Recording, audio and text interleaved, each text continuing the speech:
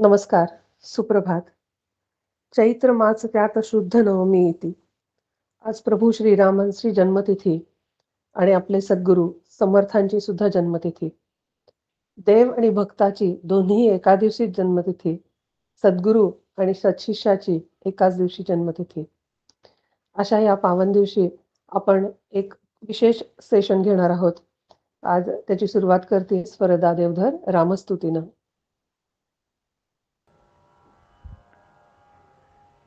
श्रीराम श्रीराम श्रीरामचंद्र कृपालु भज मन हरण भव भयदारुणम् नवकंजलोचन कंजमुखकर कंजपद कंजारुणम् श्रीराम श्रीराम कंदर्पगणित अमित छवि नवनील नीरज सुंदरम् पटपीतमानहु तडित रुचि शुचि नौमि जनकसुतावरम्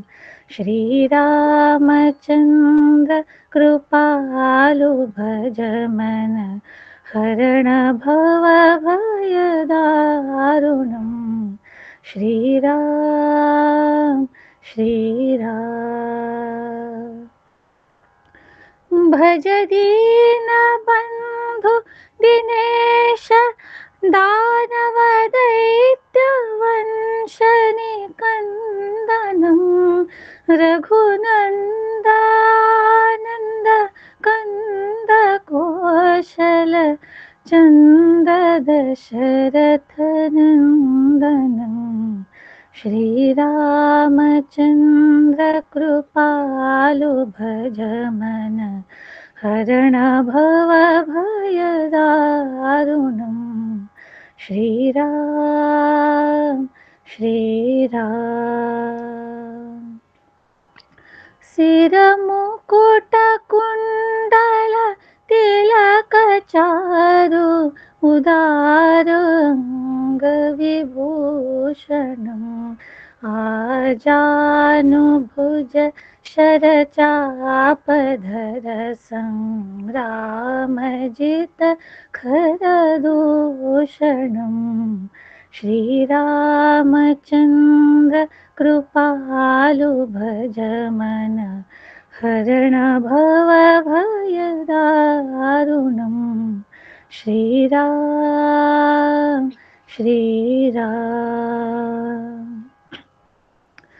इति वदति तुलसीदास शंकर शेष मुनि मन रंजनम् मम हृदय कुंजनि वास कुरु कामादिखलदल गंजनम् श्रीरामचंद्र कृपालु भज मन हरण भव भयदारुणम् नवकंजलोचन कंजमुखकर कंजपद कंजारुणम् श्रीराम श्रीराम. खूप छान. जेणे साकडलिया धर्माचेनि कैवारे आपण पया धनुष्य करुनी दुसरे विजया लक्ष्मी एक मोहरे केले त्रेती.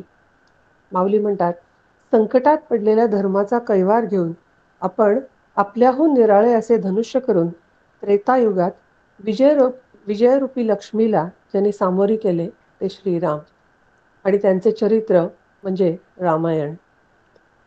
नराचा नारायण होण्याचा प्रवास. रामायण म्हणजे मनुष्याचा पुरुषोत्तम होण्याचा, उत्तम पुरुष होण्याचा प्रवास. पूर्णावतार असूनही चमत्कार न करता सामान्यांपुढे सुखदुःखाला सामोरे कसे जायचे याचा आदर्श ठेवणाराचा प्रवास. रामायण म्हणजे आदर्श नातेसंबंधाचा प्रवास.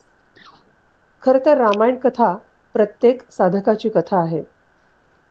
सीतेला कांचन मृगाचा मोह झाला, इथपासून खरं तर रामायण सुरू होतं आणि त्यामुळे रामायण ही मोहग्रस्त जीवाची कथा आहे.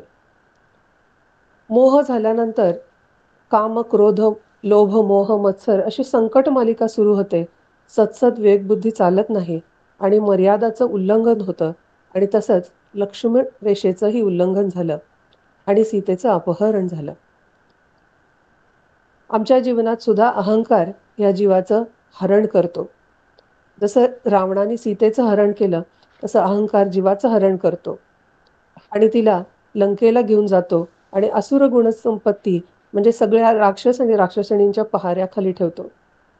अशा पहाऱ्यात गेल्यानंतर त्या सीतेला प्रभू रामांची अत्यंत आठवण झाली.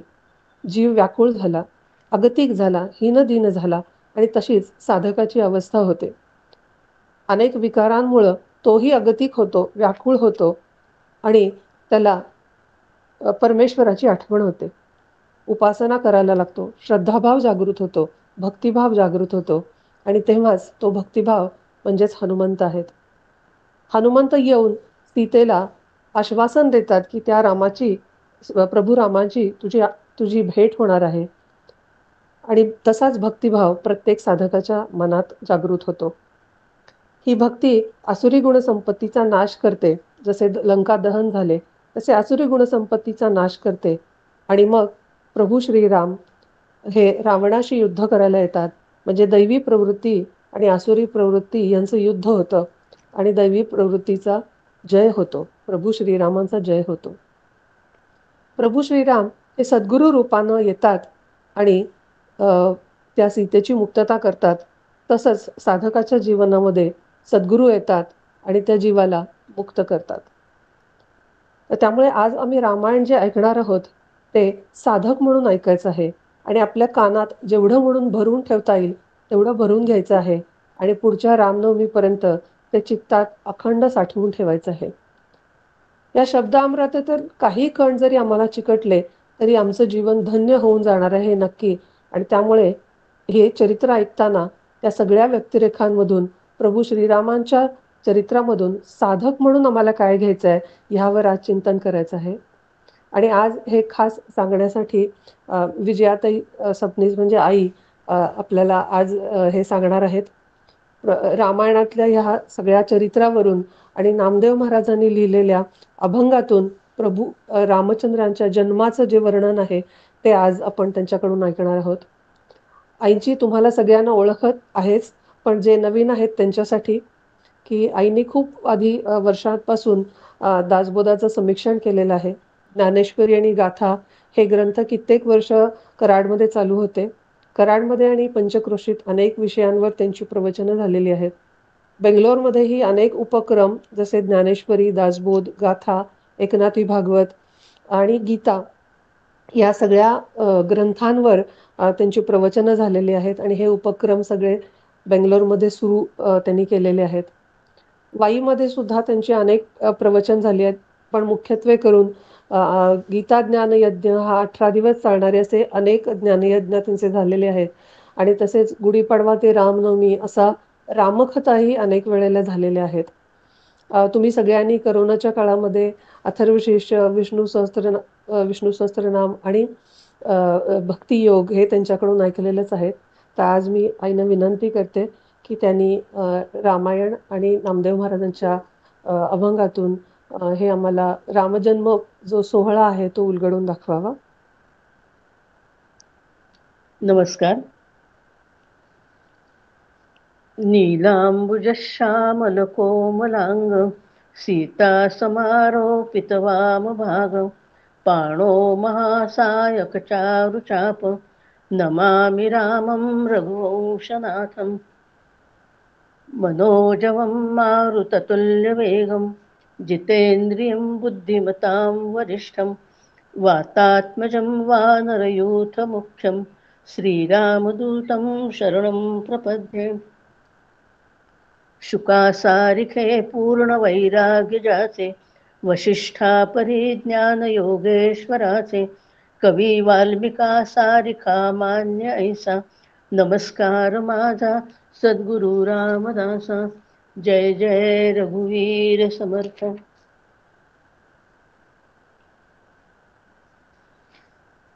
राजाधिराज प्रभू रामचंद्र महाराज की जय. आज रामनवमी, प्रभू रामचंद्रांचा जन्मदिवस. या दिवसाचं आणखी एक वैशिष्ट्य म्हणजे समर्थ रामदास स्वामींचाही जन्मदिवस. आता मंजिरीनं सांगितलंच. भक्त आणि देव दोघांची जयंती एकाच दिवशी असणं हे दोघांच्या एकमेकांवरच्या प्रेमाचं, एकमेकांवरच्या विश्वासाचं आणि एकमेकांवरच्या भक्तीचं प्रतीक आहे. जसा भक्त देवावर पूर्ण श्रद्धेने निष्ठेने प्रेम करतो ना, तसं देव सुद्धा आपल्या भक्तांवर प्रेम करतात, भक्तावर कृपा करतात. दोघातल्या अतूट नात्याचं हे प्रतीक म्हणावं लागेल. अशीच देवभक्ताची आणखी एक जोडी म्हणजे भगवान श्रीकृष्ण आणि ज्ञानेश्वर माऊली. दोघांचा जन्म एकाच तिथीला. आणखी एक जोडी म्हणजे दत्तात्रेय आणि श्रीधर स्वामी यांचाही जन्म एकाच तिथीला आणि एकाच वेळेला. या देव आणि भक्त दोघांनाही नमन करून आजच्या प्रवचनाला सुरुवात करते. चैत्र शुद्ध प्रतिपदेपासून रामनवमीच्या उत्सवाला सुरुवात होते. गावोगावी हा उत्सव साजरा होतो. अगदी लहान गावात जसा उत्सव साजरा होतो तसा मोठ्या शहरातही हा उत्सव थाटामाटात साजरा केला जातो. अगदी परदेशात सुद्धा जिथं जिथं मराठी माणसं आहेत तिथं हा उत्सव होतो. परदेशात शनिवार रविवार गाठून हा उत्सव साजरा केला जातो. राम हे आमचं दैवत आहे. राम आदर्श पुरुष आहेत. मर्यादा पुरुषोत्तम म्हणून आम्ही त्यांना ओळखतो. एकवचनी, एक वाणी, एक पत्नी हे त्यांचं ब्रीद आहे. प्राण जाय पर वचन न जाय ही रघुकुळाची परंपरा आहे. एक बाणी म्हणजे असं की त्यांनी जर धनुष्यातून बाण सोडला तर तो लक्ष्याचा वेध घेऊन परत रामांच्या भात्यामध्ये येत असे. हे सामर्थ्य रामांनी प्रयत्नपूर्वक मिळवलेलं होतं. वयाच्या 8व्या वर्षी वशिष्ठ मुनींच्या आश्रमात राहून वेदविद्येचं शिक्षण तर त्यांनी घेतलंच होतं, पण धनुर्विद्याही ते शिकले होते. शिक्षण पूर्ण झाल्यावर लहान वयातच त्यांनी अयोध्या नगरीची पाहणी केली आणि तीर्थयात्राही केली. ही तीर्थयात्रा देश जाणून घेण्यासाठी होती, माणसं जाणून घेण्यासाठी होती. तीर्थयात्रेमध्ये एकंदर लोकांची विचारसरणी पाहून त्यांना नैराश्य आलं, वैराग्य आलं. त्यांनी वशिष्ठ मुनींना अनेक प्रश्न विचारले आणि वशिष्ठ मुनींनी सुद्धा प्रभू रामाला लोकांमध्येच राहून लोकांना कमी न लेखता, त्यांचा द्वेष न करता आपले कर्तव्य कसे पार पाडायचे हे सांगितले. वशिष्ठ मुनींनी केलेला हा जो उपदेश आहे तो उपदेश म्हणजेच योग वासिष्ठ ग्रंथ. वशिष्ठ मुनींनी जी गोष्ट सांगितली ती फार महत्त्वाची आहे की लोकांमध्येच राहायचं आहे, लोकांना कमी लेखायचं नाही आहे, त्यांचा द्वेषही करायचा नाही आहे, पण आपलं कर्तव्य मात्र पार पाडायचं आहे. आणि हेच रामांनी शेवटपर्यंत सांभाळलेलं आहे. राजे लोक म्हणजे क्षत्रिय राजे अनेक विवाह करत असत. आपल्या राज्याला पाठबळ आणि बाकीच्या राज्यांशी खेळीमेळीचे संबंध राखणं हा उद्देश त्या पाठीमागे असे. दशरथ राजांनी स्वतः तिघींशी विवाह केला होता हे आपल्याला माहिती आहे. त्या पार्श्वभूमीवर जर विचार केला तर रामांचं एकपत्नीव्रत हे समाजापुढं एक मोठा आदर्श होता आणि आहे. रामांचं आणखी एक वैशिष्ट्य म्हणजे राम आदर्श पुत्र आहेत. दशरथाने रामांकडे राज्य सोपवण्याचा निर्णय घेतला. प्रजेलाही ते मान्य होतं. प्रजेची संमती घेतली होती. वशिष्ठ मुनींची संमती होती. राज्याभिषेकाच्या आधी रामांना दरबारात बोलवून रामांना त्यांच्या जबाबदाऱ्या, त्यांची कर्तव्य, त्यांचे हक्क या सगळ्याची कल्पना वशिष्ठ मुनींनी आणि राजा दशरथाने दिली होती. राजाला इतर कुठलंही नातं नसतं हेही दशरथाने रामाला समजावून सांगितलं होतं. आता उद्या राज्याभिषेक होणार आहे. राम व्रतस्थ आहेत. कौसल्या मातेला आणि सीतामाईंना ही बातमी त्यांनी सांगितली होती. आणि अचानक राजाचा दूत रामांना येऊन सांगतो आहे की तुम्हाला राजांनी बोलवलंय. रामांना वाटलं काही सूचना द्यायच्या असतील म्हणून बोलावलं असेल. रथात बसून दशरथाच्या महालात राम आलेले आहेत आणि तिथं त्यांना अशी सूचना देण्यात आली की रामाने 14 वर्षे वनवासात जावं आणि भरताला राज्य मिळावं अशी राजाची इच्छा आहे असं कैकेयीने सांगितलं. बघा, विचार केला तर लक्षात येतं की इतक्या अचानक हा निर्णय ऐकल्यानंतर कुणालाही आश्चर्य वाटलं असतं, संताप आला असता, चीड आली असती. पण राम शांत आहेत. आपले वडील वचनात गुंतलेले आहेत. रघुकुळाची रीत आहे, प्राण जाये पर वचन न जाये. दशरथापुढं धर्मसंकट उभं आहे हे रामाने जाणलं आणि क्षणाचाही विलंब न लावता मी लगेचच वनात जायला निघतो असं सांगून टाकलं. आणि म्हणून आपण सगळेजण त्यांना आदर्श पुत्र म्हणून ओळखतो. आणि ते मर्यादा पुरुषोत्तमही आहेत. आदर्श पुत्र आहेत, आदर्श पती आहेत. सीतेवर त्यांचं जीवापाड प्रेम आहे आणि ते आदर्श बंधू आहेत. रामायणामध्ये चौघेही भाऊ एकमेकांवर जीवापाड प्रेम करताना आपल्याला दिसतात. भरताला राज्याभिषेक होणार यावर रामांचा अपेक्षा नाहीये, रामांचा आक्षेप नाहीये. लक्ष्मणाचा रामांवर इतकं प्रेम आहे की लक्ष्मणाला मात्र हा जो निर्णय आहे तो सहन होत नाहीये. तो तापट आहे, कारण तो शेषाचा अवतार आहे ना. लक्ष्मण शेषाचा अवतार आहे आणि राम विष्णूंचा अवतार आहे. आणि त्यामुळं दोघांमधलं प्रेम हे अतूट आहे. लक्ष्मणाला हा निर्णय सहन होत नाही. तो चिडलाय, संतापलाय. तो म्हणतो राजा लंपट आहे. त्यानं कैकेयीलाही दोष दिलेला आहे, दूषणं दिलेली आहेत. आणि तो म्हणतोय की राजाला बांधून घालून मी तुम्हाला राज्याभिषेक करण्याची व्यवस्था करतो. रामांना तो असं सांगतोय. तो म्हणतोय हा अन्याय मी होऊ देणार नाही. आणि असा संतापलेल्या लक्ष्मणाला, रागावलेल्या लक्ष्मणाला राम काय म्हणतात?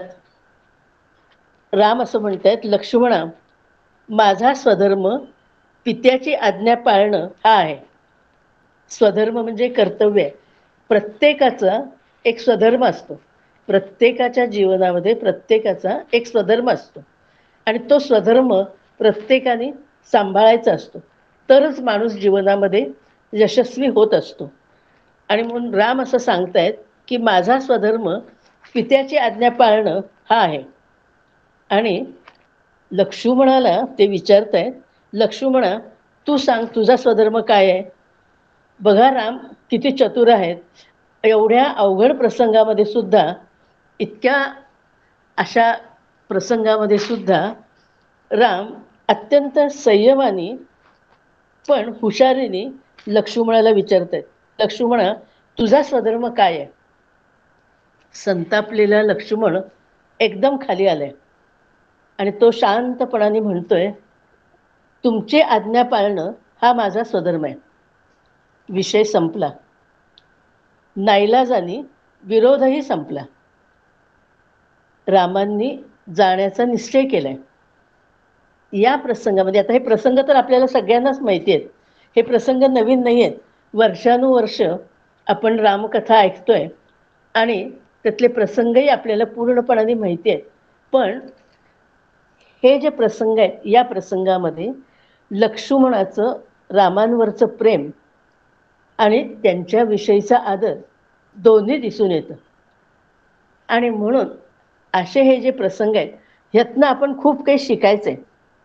संयम कसा ठेवायचा आहे, स्वधर्म कसा सांभाळायचा आहे, वेळ प्रसंगी आपल्या भावनांना मुरड कशी घालायची आहे, हे या सगळ्या प्रसंगातनं आपल्याला शिकायचं आहे. यापेक्षा अवघड प्रसंग तर तुम्हा कुणावरही येत नाही. जो प्रसंग रामांच्यावर आलेला आहे त्यापेक्षा अवघड प्रसंग आपल्या जीवनामध्ये खरं तर कधी येत नाही. पण तरी सुद्धा आपल्या छोट्याशा जीवनामध्ये आणि आपल्या छोट्याशा समस्यांमध्ये आपल्याला जर मदत कोणाची होणार असेल तर रामांच्या ह्या विचारांची आपल्याला मदत होणार आहे. रामांच्या वनवासाच्या निर्णयाने दशरथ हवालदिल झालाय. दशरथ रामाला सांगतोय की वचनामध्ये मी बांधलेलो गेलोय. रामा, वचनामध्ये मी बांधला गेलोय, तू बांधला गेलेला नाहीस. तर तू काय कर, तर तू मला बांधून घाल, राज्य बळकावून घे. म्हणजे जे लक्ष्मण म्हणत होता तेच दशरथ सुद्धा म्हणतोय की तू मला बांधून घाल आणि राज्य बळकावून घे. तुला कुणीही दोष देणार नाही. प्रजेचं तुझ्यावर प्रेम आहे. तुझ्याविषयी कुणाच्याही मनात किंतु येणार नाही. पण राम इथेही ठाम आहेत. रामांवर दशरथाचं फार प्रेम आहे. राम, लक्ष्मण, सीता जायला निघतात तेव्हा कैकेयी वल्कला आणून पुणे देते. दशरथ हेलावतो आणि संतापतो. तो म्हणतो सीतेला हे बंधन नाही आहे. रामाला वनवास आहे, सीतेला हे बंधन नाही आहे. तो चिडतोय, संतापतोय आणि तो सांगतोय की तिला वल्कलांचं बंधन नाही, तिनं उंची वस्त्र आणि दागिने बरोबर घेऊन जावे. वशिष्ठ मुनी सुद्धा यावेळेला हजर आहेत आणि ते तर काय सांगतात बघा. वशिष्ठ मुनींचे विचार सुद्धा त्या काळामध्ये किती प्रगल्भ आहेत हे आपल्याला लक्षात येतं.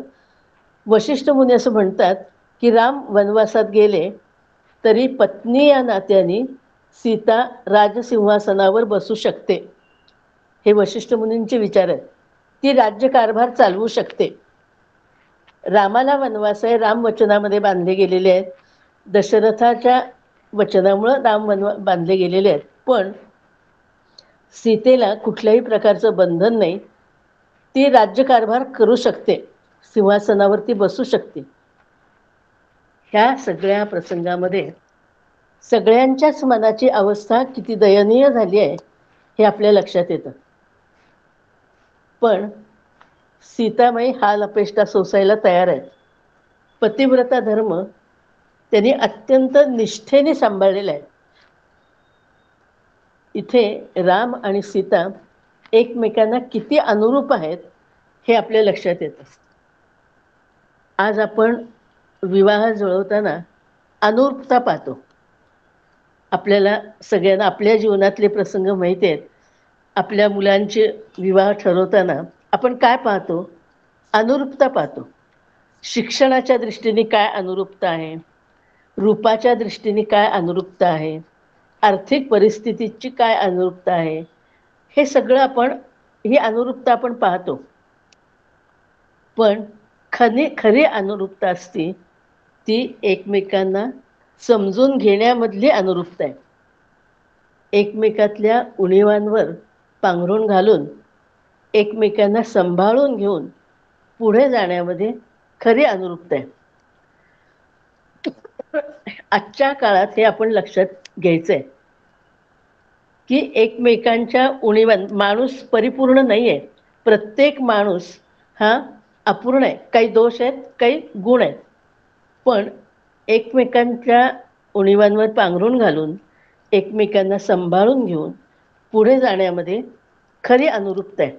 बघा, एक उदाहरण सांगते म्हणजे चटकन लक्षात येईल. लिंबाचा रस आहे आणि साखर आहे. दोन्हींचे गुणधर्म वेगवेगळे आहेत. 2 बरण्यांमध्ये हे ठेवलेले आहेत. लिंबाचा गुणधर्म आहे आंबटपणा आणि साखरेचा गुणधर्म आहे गोड. गोडी हा साखरेचा गुणधर्म आहे. पण ज्या वेळेला हे दोन्ही पदार्थ एकत्र येतात तेव्हा लिंबाचा आंबटपणा साखरेने घेतलेला असतो आणि साखरेची गोडी लिंबाने घेतलेली असते. 2 पदार्थ एकत्र येऊन तिसरा उपयुक्त असा उत्तम चवीचा पदार्थ तयार होतो. तसंच आहे. संसारात एकमेकांवर प्रेम करावं, एकमेकांना सांभाळून घ्यावं, लोकांपुढे एक आदर्श ठेवावा. तो आदर्श प्रभू रामचंद्र आणि सीतामाईंनी आपल्या सगळ्यांच्या पुढे ठेवलेला आहे. त्रेतायुगातली ही कथा आहे, पण आज कलियुगामध्ये सुद्धा हे आदर्श आपण पुढे ठेवावेत असे आहेत. काळ बदललाय, पण तरी सुद्धा जीवनमूल्य बदलत नाहीत. त्रेतायुगातली ही कथा आहे, आज कलियुग आहे, विज्ञान युग आहे, AI चं युग आहे. हे जरी खरं असलं,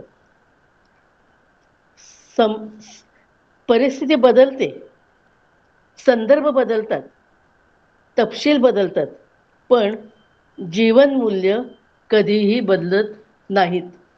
ती जीवनमूल्य सांभाळणं हे फार महत्त्वाचं आहे आणि ही जीवनमूल्य प्रत्येक काळामध्ये तीच आहे. अगदी त्रेतायुगापासून कलियुगापर्यंत जीवनमूल्य बदललेली नाहीत. हे आपण ह्या रामायणाच्या कथेमधनं लक्षात घ्यायचं आहे. दशरथ राजाच्या मृत्यूनंतर अशी परिस्थिती निर्माण झाली की राजाचा मृत्यू झाला. आता सगळं तर मी कथानक सांगू शकत नाहीये. मी कथेमधले थोडे थोडे प्रसंग घेते आणि असं पुढं जात जाते. कथानक सगळ्यांनाच माहिती आहे, कारण 9 दिवस मी रामायण सांगते. तेव्हा 9 दिवस रामायण सांगून सुद्धा, रामकथा सांगून सुद्धा कमी पडतो दिवस, अशी अवस्था आहे. त्यामुळं आज आपल्याला 1 तास सव्वा तासामध्ये हे सगळं थोडंसं धावती अशा पद्धतीची ही आपल्याला हे घ्यायचं आहे, धावता आढावा घ्यायचा आहे. दशरथ राजाच्या मृत्यूनंतर अशी परिस्थिती निर्माण झाली आहे की राजाचा मृत्यू झालाय. ज्याला राज्याभिषेक व्हायचा होता तो राम वनवासामध्ये गेलाय आणि ज्याच्यासाठी राम वनवासामध्ये गेलेत तो भरत अयोध्येमध्ये नाहीये. दशरथ राजाचा मृत्यू अचानक झालेला आहे. रामाच्या विरहामुळं आणि एकंदर सगळी घटना सहन न झाल्यामुळं दशरथ राजाचा मृत्यू झालेला आहे आणि परिस्थिती अशी निर्माण झाली आहे की आता या क्षणी अयोध्येमध्ये 4ही मुलं नाही आहेत. म्हणजे अयोध्येसाठी राजा कुणाला नेमावं, कसं नेमावं, आत्ताची परिस्थिती ही अत्यंत अवघड अशी परिस्थिती आहे आणि वशिष्ठ मुनींनी सगळी परिस्थिती अत्यंत कुशलतेने हाताळली आहे. वशिष्ठ मुनी हे कुलगुरू आहेत. त्यांनी सगळी परिस्थिती अत्यंत कुशलतेने हाताळली आहे. दूत पाठवून भरत शत्रुघ्नाला आणण्याची व्यवस्था केली आहे. ते आजोळी गेलेले होते. भरत परत आल्यानंतर त्यानं पाहिलं तर आपल्यासाठी रामांना वनवास घडलाय आणि याला आपली आई कारणीभूत आहे. हे जेव्हा त्याच्या लक्षात आलं तेव्हा तो खूप संतापलाय. रामाला वनवासात जावं लागलं ही घटना त्याच्या काळजाला लागलेली आहे आणि खूप राग आलाय. मनामध्ये येतंय की ही आई नाहीये, ही वैरीण आहे, हिला हाकलून द्यावं. पण मनावर संयम ठेवलाय. मन आवरलंय. का आवरलंय? कुणासाठी आवरलंय? तर रामांसाठी आवरले. आईशी असं वागलेलं माझ्या रामांना आवडणार नाही. राम समोर नाहीये, पण रामांच्या विचारांचा पगडा मनावर किती आहे हे लक्षात घेण्यासारखं आहे. रामायणातल्या प्रत्येक प्रसंगातनं असं काहीतरी आपल्याला शिकायचंय की राम स्वतः इथं समोर नाहीत, ते काहीही बोलत नाहीयेत, पण तरी सुद्धा रामांनी जो विचार दिलेला आहे तो विचार भरताच्या आणि शत्रुघ्नाच्या दोघांच्याही मनावर पगडा धरून आहे. शत्रुघ्नाच्या बाबतीत सुद्धा तेच झाले. मंथरेचं कपट कारस्थान त्याला समजलंय आणि तोही खूप चिडलाय. मंथरेच्या केसाला धरून तिला बाहेर काढायला तो निघालेला आहे. पण भरत म्हणतो, स्त्रीचा असा अपमान केलेला आपल्या रामांना आवडणार नाही. केवढा विश्वास आहे बघा तुम्ही, आणि किती विचार आहे. रामांच्या विचाराचा हा प्रभाव आहे. केवळ त्यांच्या आठवणीनं, केवळ रामांच्या आठवणीनं सगळा अनर्थ टळलेला आहे. हे ह्या प्रसंगातनं हे शिकायचंय. भरताने सगळं मंत्रिमंडळ, म्हणजे आता हा जो सगळा प्रसंग झाला यानंतर आता त्याला असं दिसतंय की आता दशरथ राजाचे म्हणजे आपल्या पित्याचे अंत्यसंस्कार व्हायला हवेत, उदक शांत वगैरे सगळे विधी पार पाडायला हवेत आणि ते त्यालाच पार पाडायचे. त्यामुळं भरताने काय केलंय तर सगळ्या मंत्रिमंडळाला आणि वशिष्ठ मुनींना एकत्र बोलवलेलं आहे आणि एकत्र बोलावून त्यांनी आव्हान केले. त्यांना असं सांगितलंय की राजाचे अंत्यसंस्कार आणि उदक शांत सगळे विधी पार पडले की रामांना परत घेऊन येण्यासाठी मी जाणार आहे. मी रामांना शोधून आणणार आहे. राज्याभिषेकाचा अधिकार फक्त श्रीरामांचा आहे. मी राज्याभिषेक करून घेणार नाही. सिंहासनावर बसण्याचा प्रभू रामांचाच अधिकार आहे. तेच सिंहासनावर बसतील. सभा तटस्थ झाली. वशिष्ठांनाही या बंधुप्रेमाने गैवरून आलेले. बघा, विचार करण्यासारखी गोष्ट आहे. तरुण वय आहे, आयतं राज्य चालून आलेलं आहे. काहीही प्रयत्न न करता सिंहासनाधिष्ठित होण्याचा मान मिळतो आहे आणि भरत तो अधिकार नाकारतोय आणि म्हणून वशिष्ठांना गैवरून आलेले. भरत असं म्हणतोय की रामांच्या ऐवजी मी 14 वर्षांचा वनवास भोगेन. आणि म्हणून वशिष्ठांना असं वाटतंय की सूर्यवंशीय रामाच्या घरातल्या सर्वांची विचार करण्याची जी पद्धत आहे, त्यांचा स्वार्थत्याग ही खरोखरीच अवर्णनीय आहे.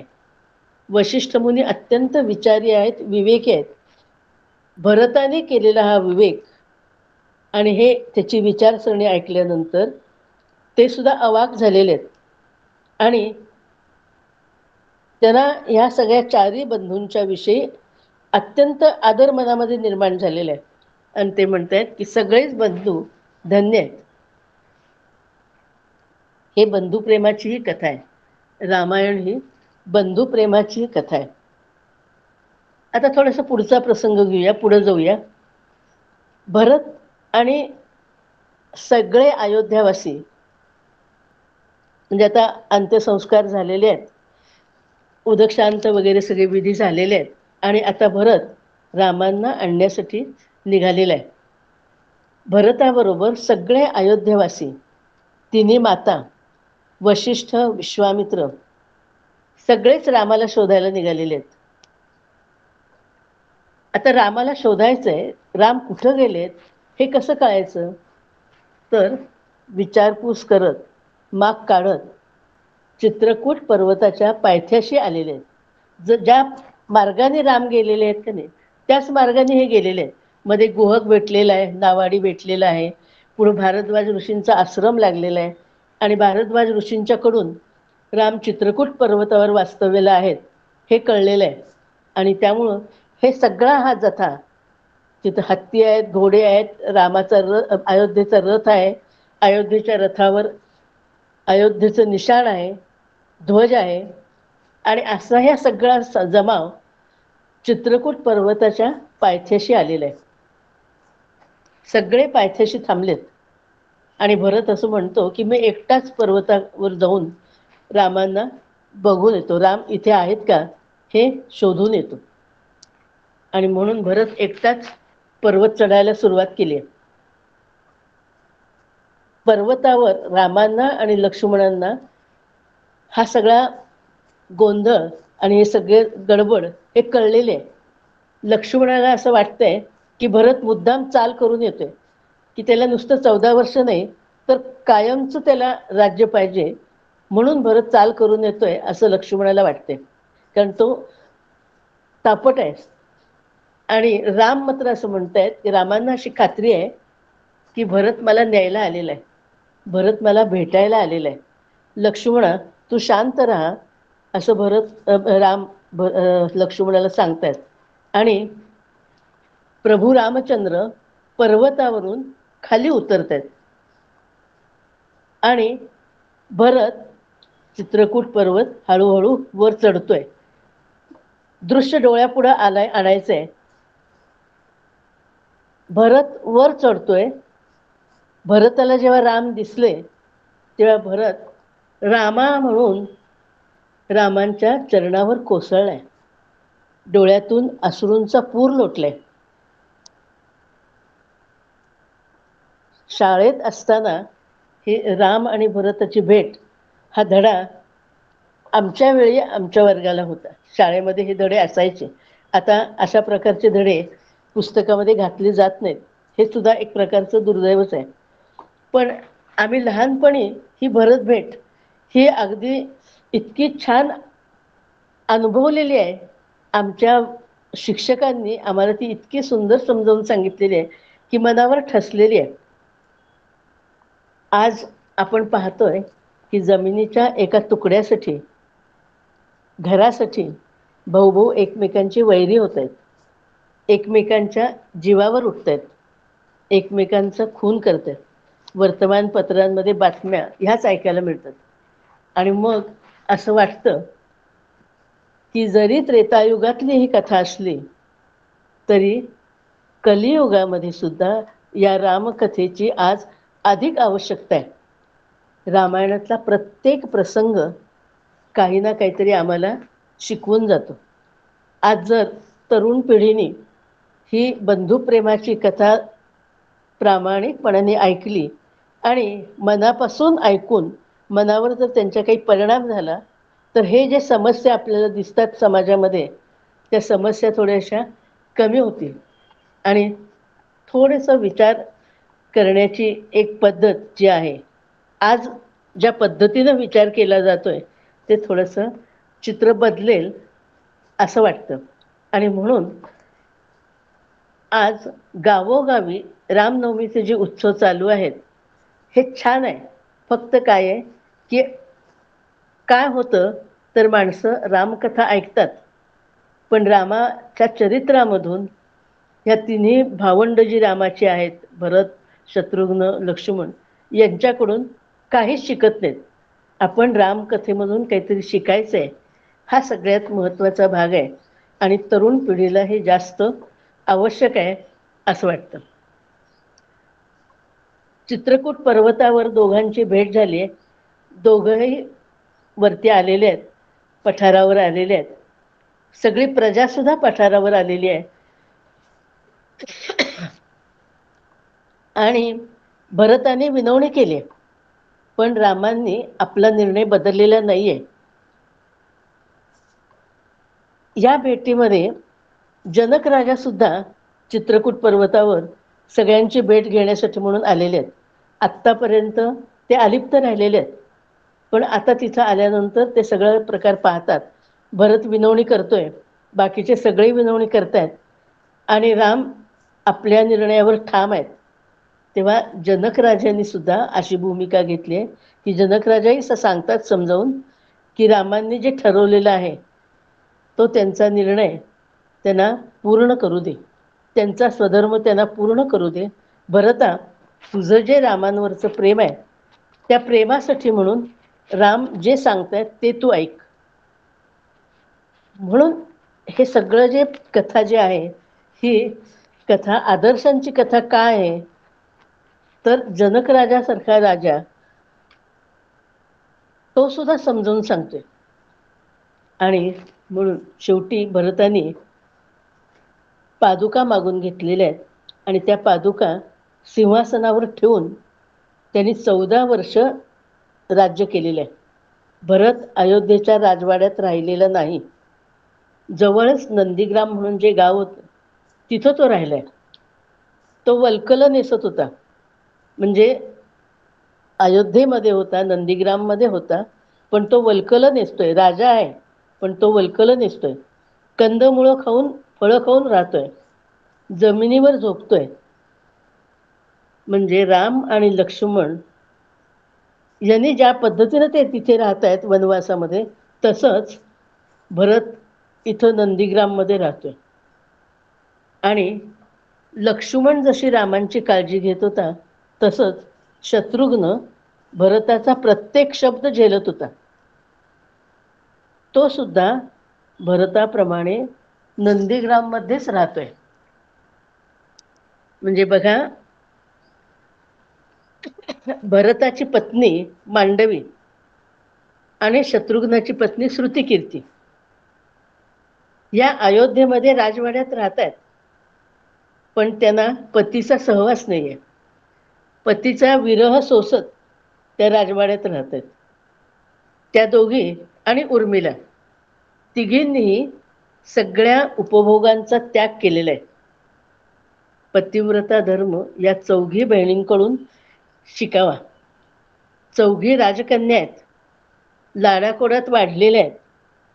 जनक राजांनी त्यांची लग्न करून दिली त्यावेळेला त्यांच्याबरोबर आंदण म्हणून सोनं नाणं, हिरे माणकं, उंची वस्त्र, दासदासी आणि मोहरा दिलेल्या आहेत. आणि तरीसुद्धा जनक राजा या प्रसंगामध्ये अत्यंत अलिप्त आहे. त्यानं कुठल्याही प्रकारची ढवळाढवळ केलेली नाहीये. राजाचं अंतःकरण मुलींच्यासाठी निश्चितपणाने तुटत असेल, पण जनक राजा अत्यंत शांतपणाने, अलिप्तपणाने ह्या सगळ्या घटनांकडे पाहतोय. आज काळ बदलतोय. समानतेचं युग आहे. हक्कांसाठी जागरूक असण्याचं युग आहे. सगळ्या सुखसोयी आपल्या पुढे हात जोडून उभ्या आहेत. पण तरी सुद्धा जर विचार केला तर आम्ही सुखी नाहीये, आम्ही आनंदी नाहीये. काहीतरी आमच्या अंतःकरणामध्ये खतखततंय. रामराज्य यावं असं जर आम्हाला वाटत असेल तर त्यासाठी राज्यकर्त्यांच्या बरोबर प्रत्येक व्यक्तीचा सहभाग सुद्धा सकारात्मक असायला पाहिजे. प्रत्येक व्यक्तीने अत्यंत शांतपणाने आणि विचाराने आपल्या जीवनातले निर्णय घ्यायला हवेत असं जाणवतं. प्रत्येक कुटुंबामध्ये मतभेद असतील, थोडेफार कलहही असतील.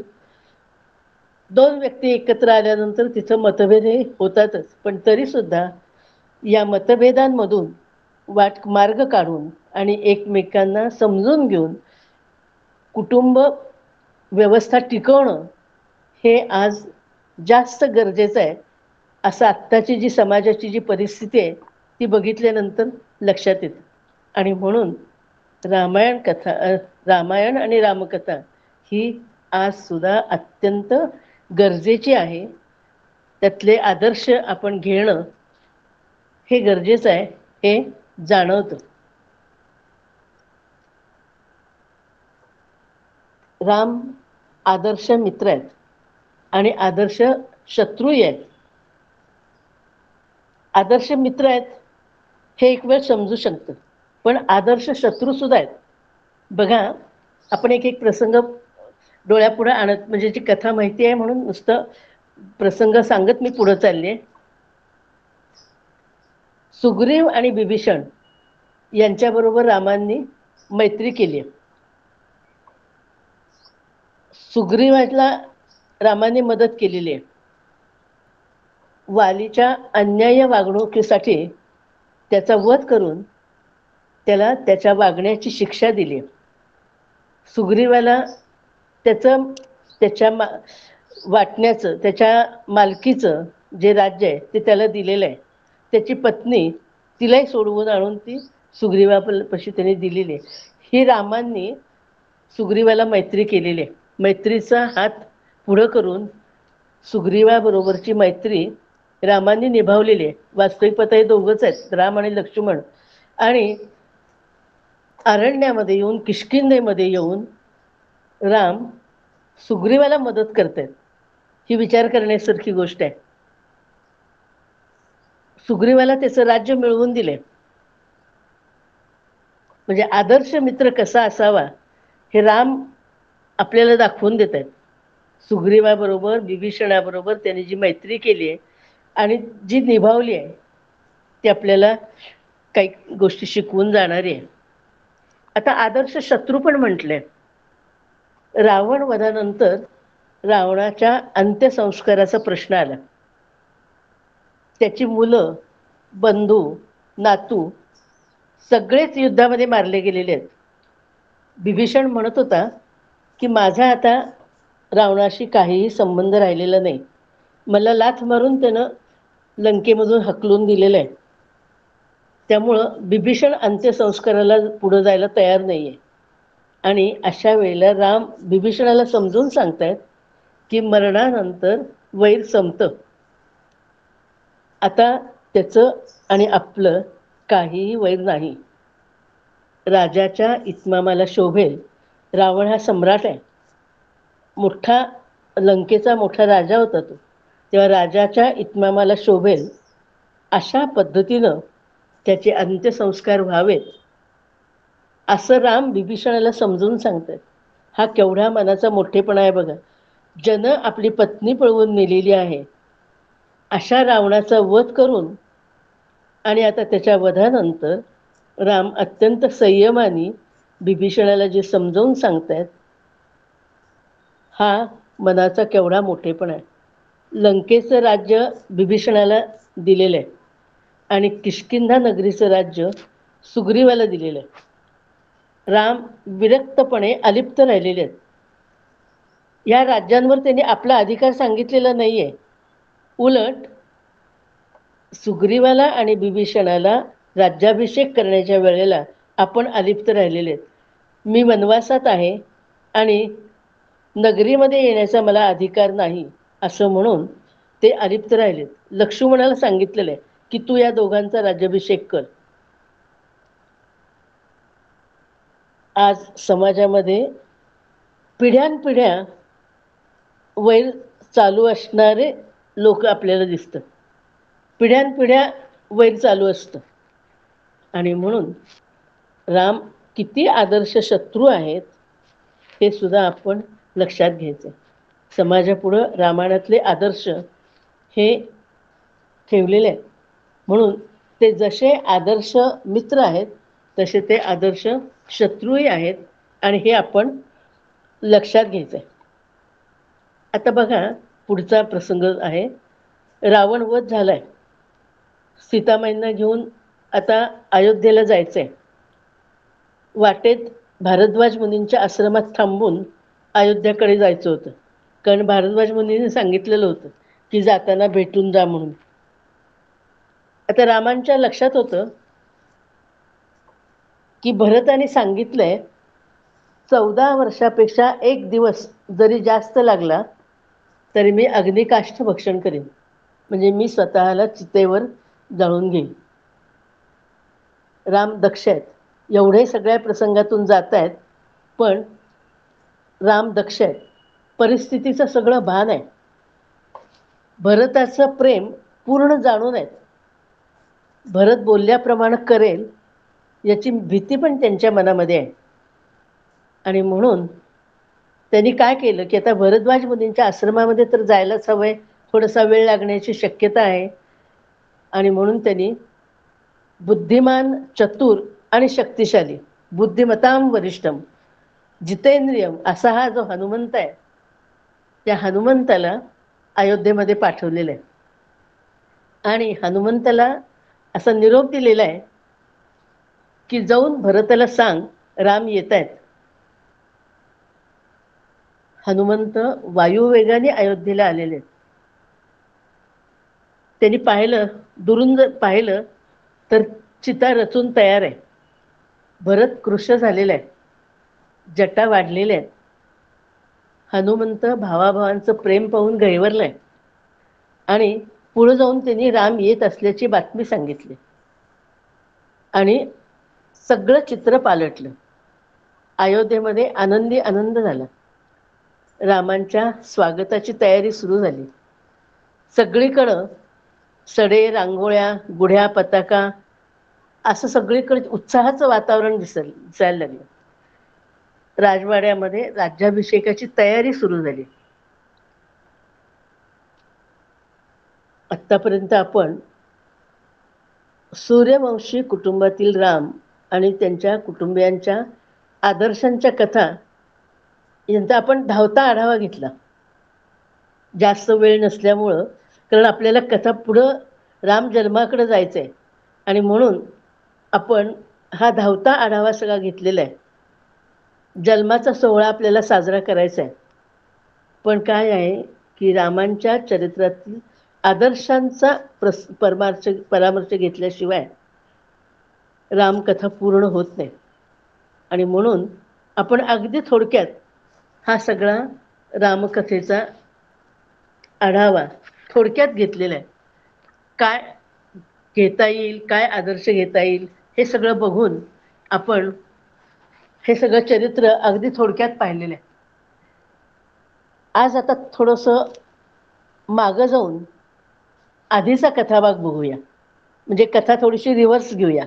गाडी रिव्हर्स घेतो की नाही तशी कथा रिव्हर्स घेऊया. आपल्याला आता रामजन्माकडे जायचं आहे. आज समर्थांची पण जयंती आहे. समर्थ रामदास स्वामींची पण आज जयंती आहे. जांब या गावी एका राम मंदिरात असाच रामजन्माचा सोहळा चालू आहे. वर्षानुवर्ष हा रामजन्माचा सोहळा सगळीकडे चालतो. तसं जाम या छोट्याशा गावामध्ये सुद्धा राम मंदिरामध्ये रामजन्माचा सोहळा चालू आहे आणि इकडं राणूबाई घरी बसून मंदिरामध्ये चाललेलं कीर्तन ऐकतायत. प्रसव वेदना सुरू आहेत. समर्थांच्या आई राणूबाई या घरी बसून कीर्तन ऐकतायत. त्यांना प्रसव वेदना आहेत, पण कान मात्र मंदिरातील कथाभागाकडे लागलेले आहेत. बुवा सांगतायत, कीर्तनकार बुवा सांगतायत की दशरथ राजाला मूलबाळ नाही आहे आणि त्यामुळं तो दुःखी कष्टी आहे. अनेक राजे त्याचे मांडलिक आहेत. तो सम्राट आहे, पण प्रपंचाला परिपूर्ती नाही. वशिष्ठ मुनी राजाला सल्ला देत आहेत. हे कीर्तनामध्ये सांगतायत बरं का सगळं. वशिष्ठ मुनी राजाला सल्ला देत आहेत की राजा तू पुत्रकामेष्ठी यज्ञ कर. त्याप्रमाणे राजाने पुत्रकामेष्ठी यज्ञाचं आयोजन केलेलं आहे.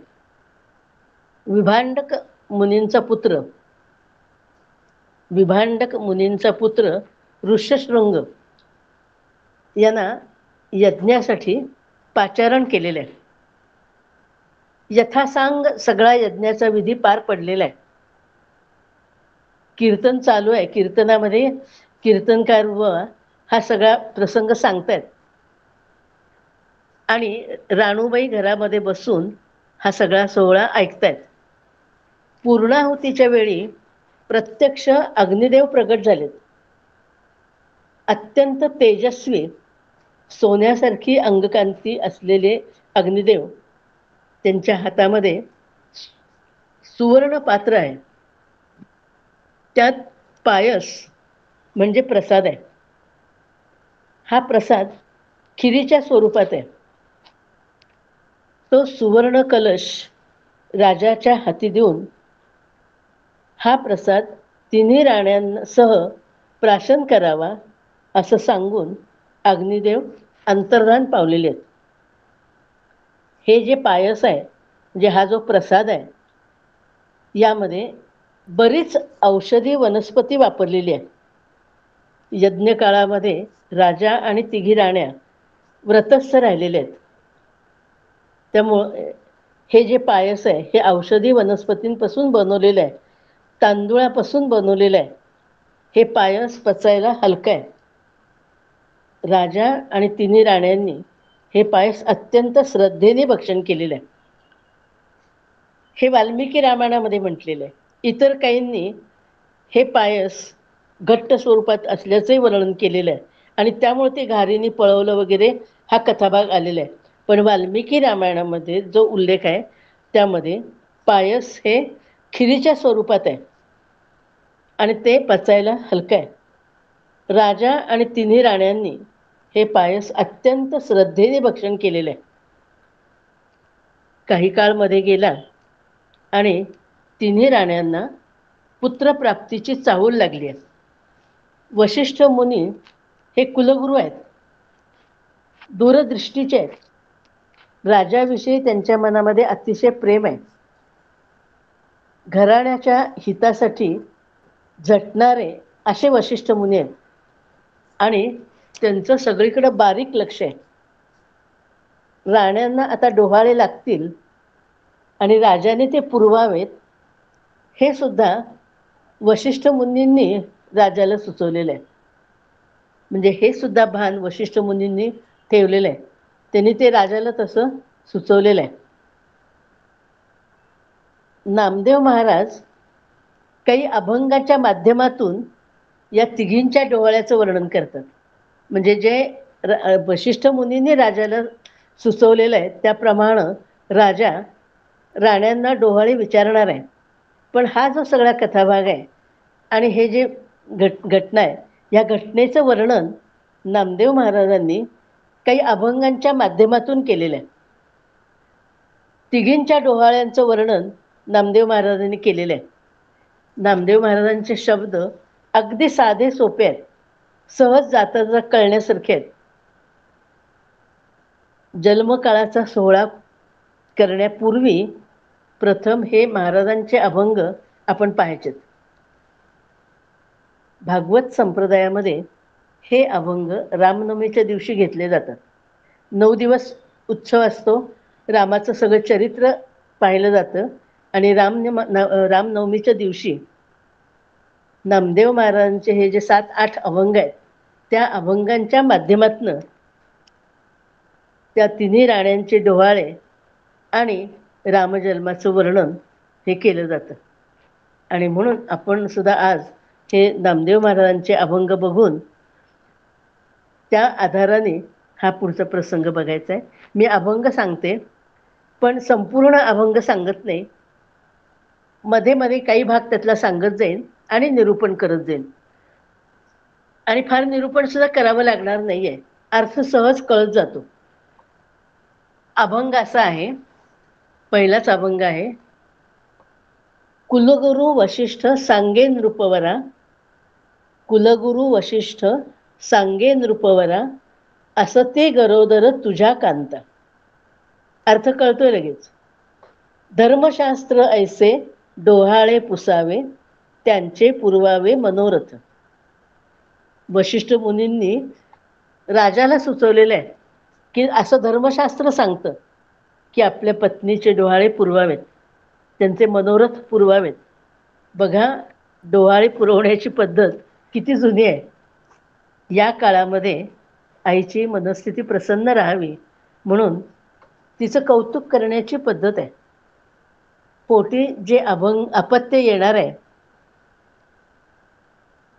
त्याची आवड म्हणजे आईचे डोहाळे. रम्य कल्पना आहे. वशिष्ठांचं म्हणणं दशरथाने ऐकलेलं आहे. त्याला आनंद वाटलेला आहे. वशिष्ठ मुनींनी सुचवलंय की तुझ्या पत्नी तिघी जणी राण्या त्या गरोदर आहेत आणि धर्मशास्त्र असं सांगतं की त्यांचे डोहाळे पुरवावेत. राजालाही सुद्धा आनंद झालेला आहे. आणि तो पहिल्यांदा कुठे गेलाय, तो प्रथम कैकेयीच्या महालामध्ये गेलेला आहे. कैकेयीचं वर्णन करताना नामदेवांनाही क्रोध आवरलेला नाहीये. नामदेव महाराज वर्णन करतायत ना सगळं. तर नामदेव महाराजांना ते कैकेयीचं वर्णन करताना त्यांना सुद्धा क्रोध आवरलेला नाहीये. नामदेव महाराज काय म्हणतात की सौंदर्याचा गर्व असलेली कैकेयी, मी हे माझ्या शब्दात सांगते, कारण सगळे जर नुसते अभंग वाचून दाखवले तर त्यात काही रस राहणार नाही, म्हणून थोडंसं माझ्या शब्दात काही सांगते आणि काही नामदेवांचे शब्द सांगते. अशा पद्धतीने सांगते की नामदेव महाराज असं म्हणतायत की सौंदर्याचा गर्व असलेली कैकेयी राजवाड्यातले रीतिरिवाज पाळत नाहीये. राजा आलेला पाहून त्याचे स्वागत करायला पाहिजे ते तर ती करत नाहीच आहे, पण मंचकावर तशीच पडून राहिलेली आहे. मंचकी बैसली होती ते पापिणी, असं वर्णन नामदेवांनी केलेलं आहे. दशरथ राजा पराक्रमी आहे, पण थोडा कामुक आहे. कैकेयीच्या तो आहारी गेलेला आहे. राजा म्हणे इच्छा तुझी ये मानसी, डोहाळे मजसी सांग आता. नामदेव महाराज म्हणतायत, राजा म्हणे इच्छा तुझी ये मानसी, डोहाळे मजसी सांग आता. नामदेवांच्या अभंगातलं वर्णन आहे. राजा कैकेयीची आवड विचारतोय आणि ती म्हणते की मला असं वाटतं कनिष्ठासी द्यावे राज्यपद. कैकेयीने काय उत्तर दिले? कनिष्ठासी द्यावे राज्यपद, ज्येष्ठासी धाडावे दुरी दिगंतरा. कैकेयीचे शब्द काय आहेत बघा. कनिष्ठासी द्यावे राज्यपद, ज्येष्ठासी धाडावे दुरी दिगंतरा. इतकं दूर पाठवावं की त्याचा वृत्तांत सुद्धा आमच्यापर्यंत येऊ नये. म्हणजे जे पुढं घडणार आहे ते नामदेवांनी डोहाळ्यांच्या रूपामध्ये सांगितलेलं आहे. कैकेयी म्हणते हे निंद्यकर्म आहे, म्हणजे तिलाही हे कळतंय की हे योग्य नाहीये, हे निंद्यकर्म आहे, हे मला माहीत आहे, हे वेदबाह्य आहे, हा अधर्म आहे, पण यामुळं जो दोष लागेल तो दोष तुम्ही माझ्यावर ठेवा, असं कैकेयी दशरथाला सांगते की अशा प्रकारचं वेदबाह्य कृत्य, अधर्माचं कृत्य हे जरी घडलं तरी सुद्धा त्याचा दोष तुम्ही माझ्यावर ठेवा, तुमच्याकडे तुम्ही कुठलाच दोष घेऊ नका. कैकेयी मंथरेने कान भरल्यामुळं हट्टाला पेटलेले आहे. राजाला हे ऐकून दुःख झालं. नामदेवांनी वर्णन केलंय की विंचवांच्या गरड्यामध्ये तक्षक नाग पडावा. तक्षक नाग आपल्याला माहिती आहे. विंचवाच्या गराड्यामध्ये तक्षक नाग पडावा त्यावेळी जो हाहाकार माजेल तसं राजाला झालेलं आहे.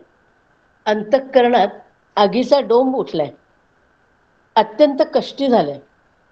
डोहाळे विचारायला गेला, अगदी कौतुकाने डोहाळे विचारायला गेलाय आणि कैकेयीचं हे अविचाराचं बोलणं ऐकून तिथून तो बाहेर पडलाय. अत्यंत दुःखी कष्टी झालेला आहे आणि आता तो सुमित्रेच्या महाली आलाय. राजा आलेला पाहून सुमित्रा सुखावली. देखता सामोरी येती झाली.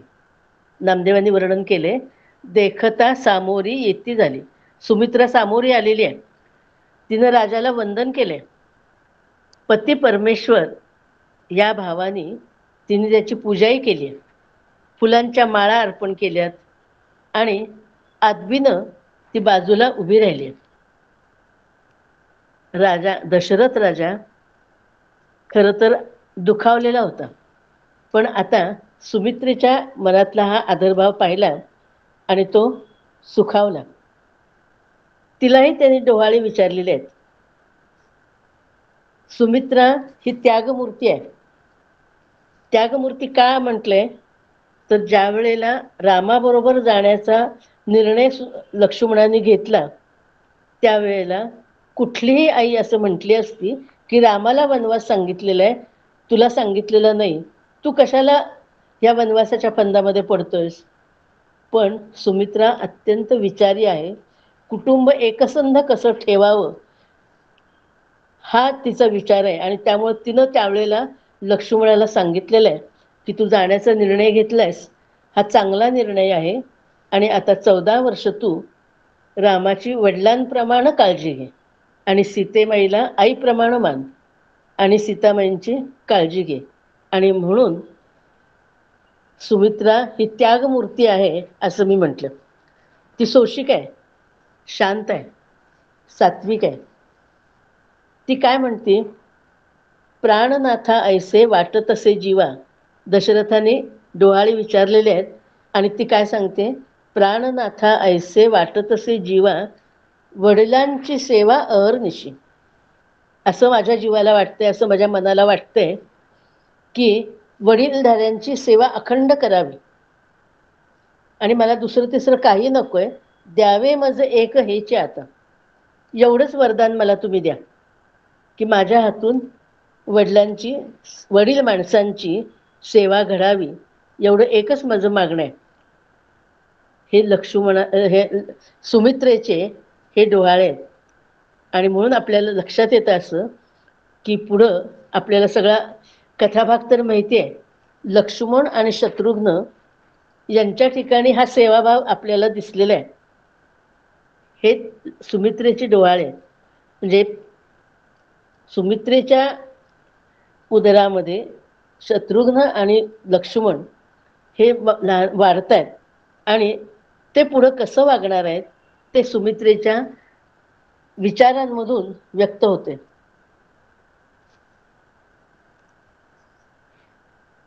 तिच्या डोहाळ्यांमधून हे व्यक्त झालेलं आहे. राजा संतुष्ट झाला.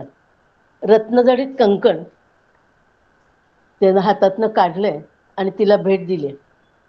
संतुष्टपणाने तो आता कौसल्याच्या महाली आलेला आहे. राजा कौसल्याच्या महाली आला. त्यानं पाहिलं कौसल्याच्या मुखावर विलक्षण तेज दिसतंय. तिच्या डोळ्यातून अश्रुधारा वाहत आहेत. ती भानावर नाहीये. नामदेव महाराज वर्णन करतात, सदा समाधिस्थ रामरूप झाली कौसल्या माऊली नामा म्हणे. सदा समाधिस्थ रामरूप झाली कौसल्या माऊली नामा म्हणे.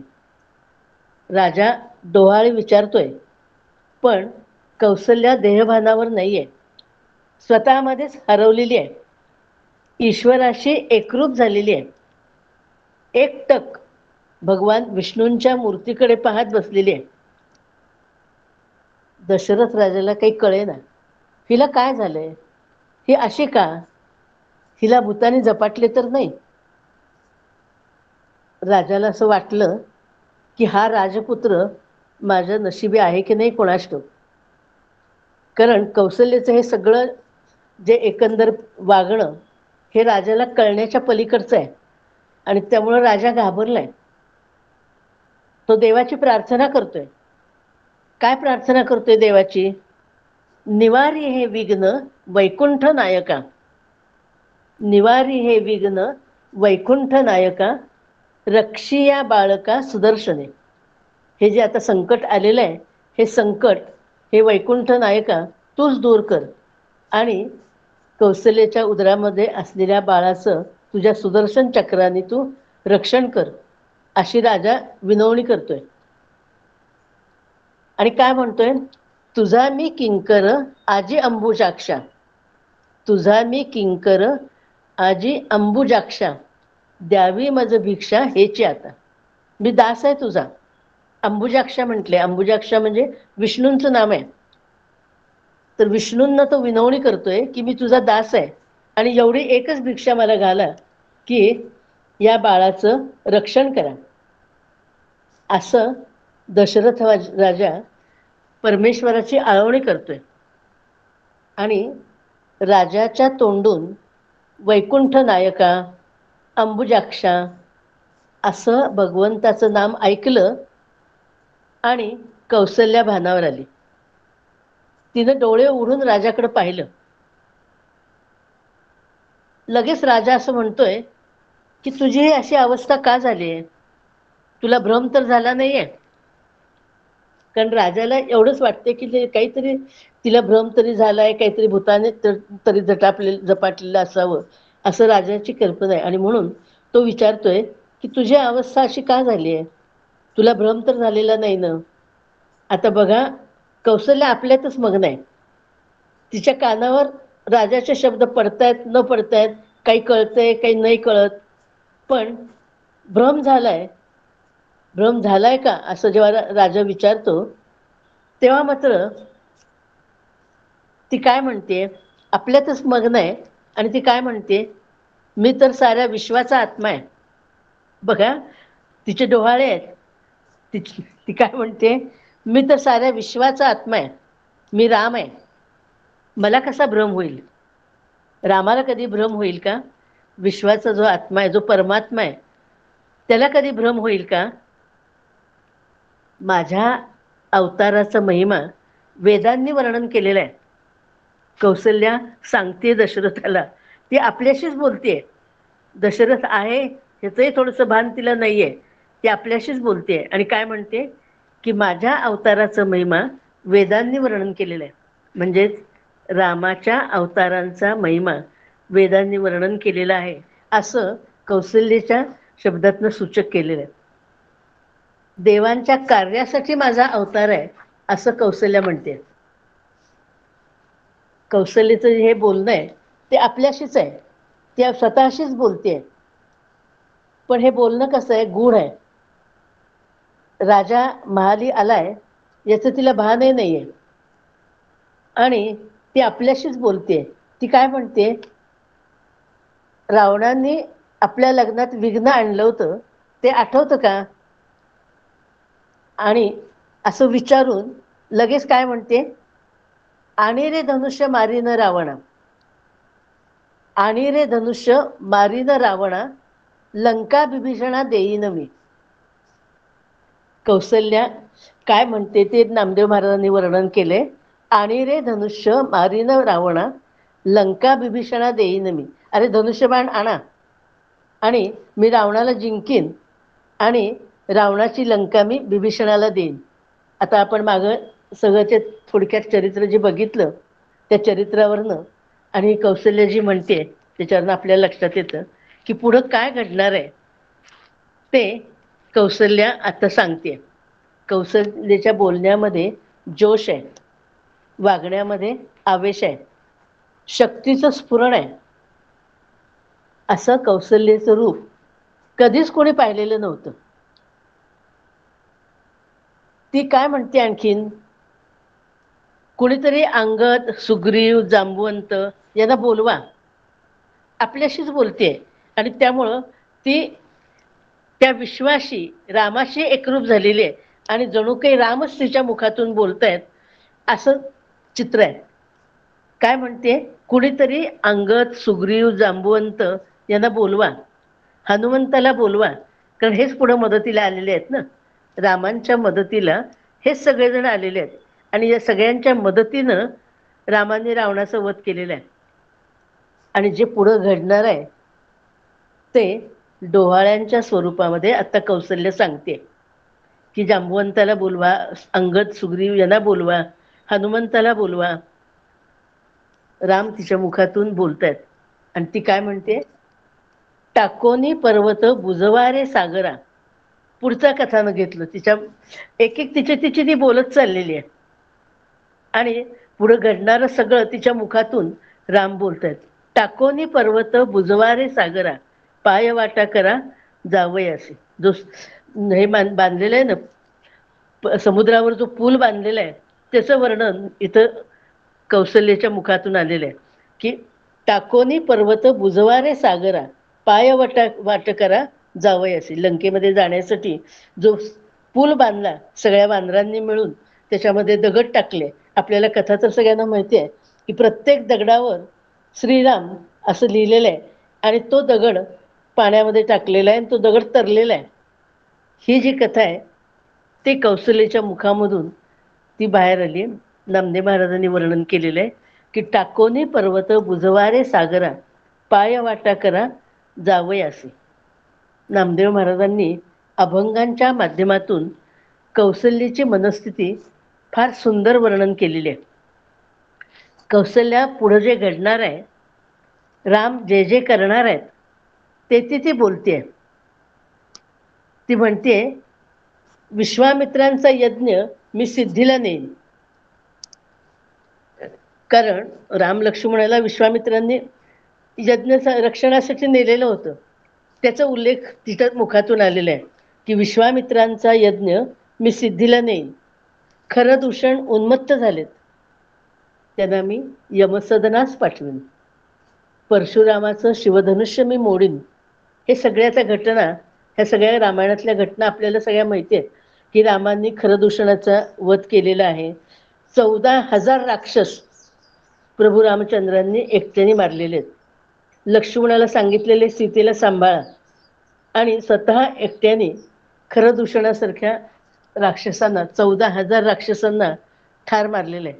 कसं मारलं असेल तर असं झालंय की सगळ्या राक्षसांना डोळ्यासमोर राम दिसतात, आणि एका राक्षसाला त्याच्या डोळ्यासमोर दुसरा राक्षस हा रामाच्या स्वरूपात दिसतोय, आणि राक्षस आपापसात लढून मेलेले आहेत 14,000 राक्षसांना. आणि खरदूषणासारखे त्यांचे जे मुख्य आहेत त्यांना सगळ्यांना रामांनी यमसदनाला पाठवलेलं आहे. आणि तेच कौसल्याने आता डोहाळ्यामध्ये सांगितलेलं आहे. शिवाय तिने असं सांगितलं की परशुरामाचं शिवधनुष्य मी मोडीन. हाही आपल्याला कथाभाग सगळ्यांना माहिती आहे की मिथिला नगरीमध्ये विश्वामित्र ह्या दोघांना घेऊन आलेले आहेत, लक्ष्मण आणि रामाला.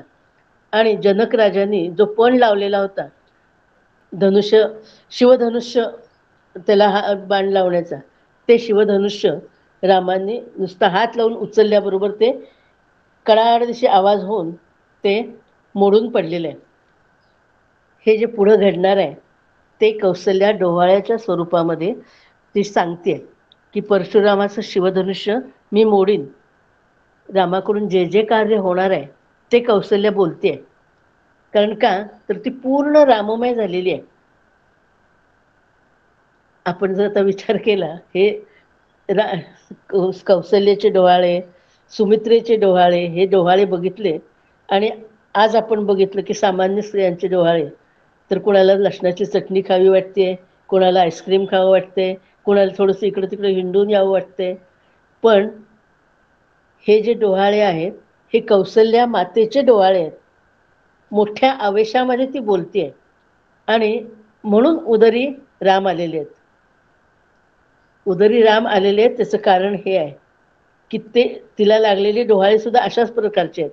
वीरश्री आहे, आवेश आहे, आणि अशा प्रकारे ती आवेशाने बोलते. आणि एकदम ती शांत झाली, आणि शांत होऊन अगदी मृदू आवाजामध्ये ती काय म्हणते, बोलिला वाल्मिक तैसेची करीन, वर्तोनी दावीन नामा म्हणे. काय म्हणते, बोलिला वाल्मिक तैसेची करीन, वर्तोनी दावीन नामा म्हणे. आपली एक समजूत आहे अशी वाल्मिकी रामायणाच्या ह्याच्यामध्ये की रामायण आधी घडले, मग वाल्मिकींनी ते लिहिलेलं आहे.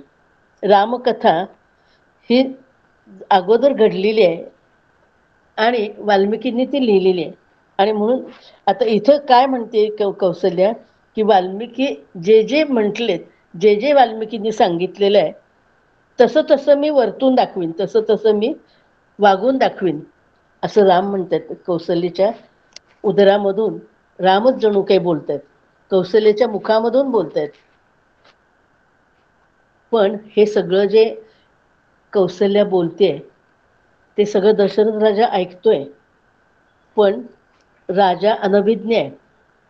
कौसल्याचा सगळा आवेश, असंबद्ध बोलणं राजाला काहीच कळत नाही आहे. कौसल्याच्या मनातला भाव त्याला कळत नाही आहे. आपल्या घरी प्रत्यक्ष परब्रह्म परमात्मा अवतार घेणार आहे हे राजाला कळत नाही आहे. त्याला वाटतंय की हिला भूतबाधा झाली आणि म्हणून ती असं असंबद्ध बोलते. तेव्हा आता राजाला असं वाटलं की आता कुलगुरू वशिष्ठांना बोलवावं, आणि हे जे भूताने झपाटलेलं आहे कौसल्याला त्याच्यासाठी काहीतरी उपाययोजना करावी. आणि वशिष्ठ मुनींना निरोप गेलेला आहे. वशिष्ठ मुनी तातडीने तिथे आलेले आहेत.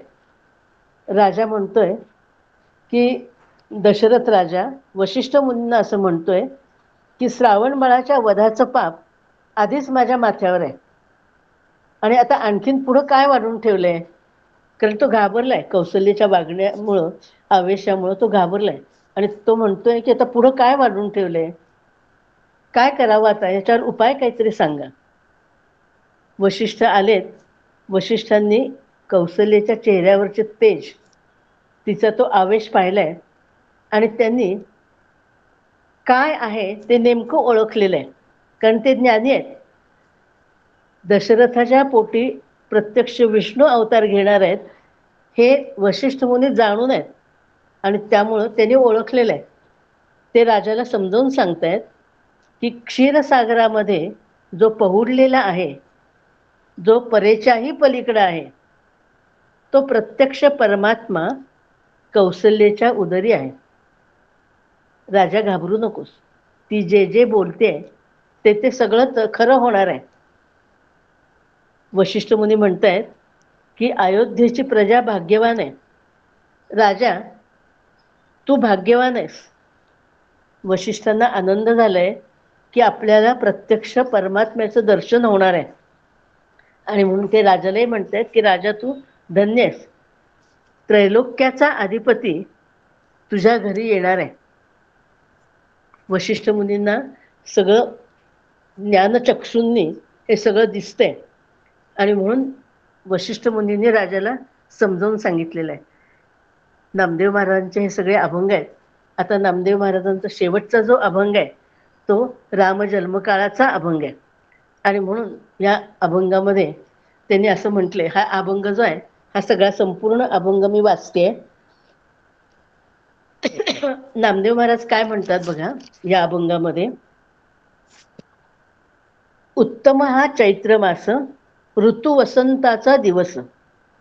उत्तम हा चैत्र मास, ऋतू वसंताचा दिवस. शुक्ल पक्षी ही नवमी, उभे सुरवर तो ते व्योमी. शुक्ल पक्षी ही नवमी, उभे सुरवर ते व्योमी. व्योमी म्हणजे आकाशामध्ये, सुरवर म्हणजे सगळे देवदेवता या आकाशामध्ये उभे राहिलेले आहेत. हातात फुलं घेऊन उभे राहिलेले आहेत. आपण नेहमी वर्णन ऐकतो की चांगलं काही घडलं पृथ्वीतलावर की स्वर्गातनं देव पुष्पवृष्टी करतात. ते वर्णन नामदेवांनी केलेलं आहे की उभे सुरवर ते व्योमी, माध्यान्ह समयी दिनकर, पळभरी होय स्थिर. दुपारची वेळ आहे, माध्यान्हाची वेळ आहे आणि सूर्य स्थिरावलाय. सूर्य दुपारच्या वेळेला, उन्हाच्या वेळेला 12-12:30ची वेळ, या वेळेला सूर्य आकाशामध्ये स्थिर आहे. नाही कौसल्येसी भान, गर्भी आले नारायण. कौसल्य भानावर नाहीये, ती अगोदरपासूनच ती भानावर नाहीये आणि प्रत्यक्ष प्रभू रामचंद्रांचा जन्म होणार आहे. तर थोडंसं वाल्मिकींनी असं आधी वर्णन केलेलं आहे की रामांचा जन्म होण्यापूर्वी कौसल्या, आता जे आपण वर्णन केलं तशी भावावस्थेमध्ये आहे. प्रत्यक्ष विष्णू भगवान त्यांच्या ध्यानामध्ये ती आहे आणि कौसल्याची ही अवस्था बघून प्रत्यक्ष विष्णू भगवानांनी 8 वर्षाच्या बालरूपामध्ये कौसल्याला दर्शन दिलेलं आहे. कौसल्या अत्यंत आनंदलेली आहे. प्रत्यक्ष भगवान विष्णूंना 8 वर्षाच्या भगवान विष्णूंना बघून तिला खूप आनंद झालेला आहे आणि भगवान विष्णू तिला असं म्हणतायत की तुला काय पाहिजे ते वर मागून घे. कौसल्याला माहिती आहे की आता हे विष्णू भगवान आपल्या उदरी येणार आहेत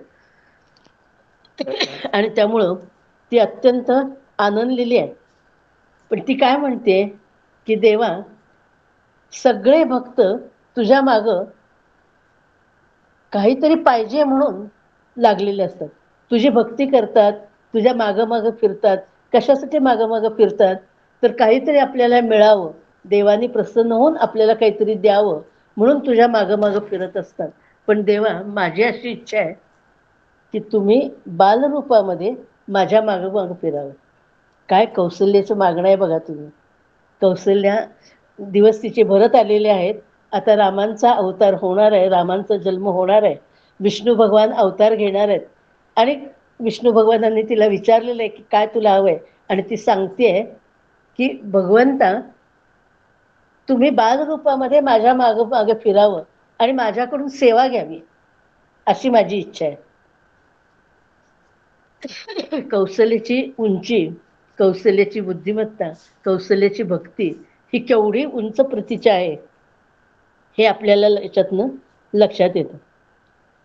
नामदेवांचा अभंग घेऊया. नाही कौसल्यसी भान, गर्भी आले नारायण, अयोनी संभव प्रगटला हा राघव, नामा म्हणे डोळा, पाहिन भुवनत्रय पाळा. चैत्र महिना, शुक्ल पक्ष, नवमी, वसंत ऋतू, पुनर्वसू नक्षत्र, माध्यान्ह समय आहे आणि प्रत्यक्ष परमात्म्याने अवतार घेतलेला आहे. एकाच दिवशी थोड्या वेळाच्या अंतराने राम, लक्ष्मण, भरत, शत्रुघ्न यांचा जन्म झालेला आहे. जणू राजाच्या घरी 4 वेदच अवतरलेले आहेत. जांबमध्ये राम मंदिरामध्ये चाललेलं जे कीर्तन आहे, हे कीर्तन राणूबाई आपल्या घरामध्ये बसून ऐकतायत आणि इकडं रामाचा जन्म झाला असं बुवांनी सांगितलंय आणि इकडं जांबमध्ये आपल्या घरी राणूबाईंनी समर्थ रामदासांना जन्म दिलेला आहे. त्याचं नाव नारायण असं पुढं ठेवलेलं आहे. दशरथ राजा त्याला रामांच्या जन्माची बातमी दासीनं जाऊन सांगितलेली आहे. दासीलाही खूप आनंद झालेला आहे आणि दासी धावत धावत जाऊन दशरथ राजाला रामाच्या आगमनाची बातमी सांगते. राजाने तिला कंठा बक्षीस दिलंय आणि राजा बाळाला बघण्यासाठी उत्सुक आहे.